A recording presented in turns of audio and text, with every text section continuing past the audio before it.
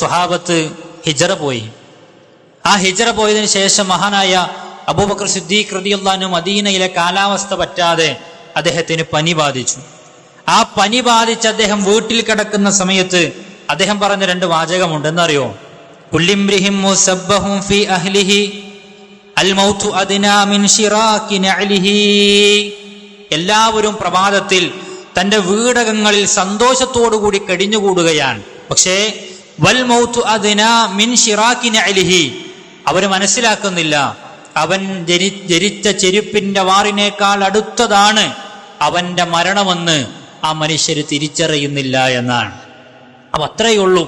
നമ്മുടെ ചെരുപ്പിന്റെ വാറിനേക്കാൾ നമ്മുടെ മരണം നമ്മോട് അടുത്തെത്തിയിരിക്കുന്നു. പക്ഷേ മനുഷ്യന്റെ പ്രത്യേകത അത് മനുഷ്യൻ ഓർക്കാനോ അല്ലെങ്കിൽ അതിനുവേണ്ടി അധ്വാനിക്കാനോ ആ മരണത്തിനപ്പുറമുള്ള ജീവിതത്തിലേക്ക് വേണ്ടി പ്രവർത്തിക്കുവാനോ ആരും തയ്യാറാകാറില്ല.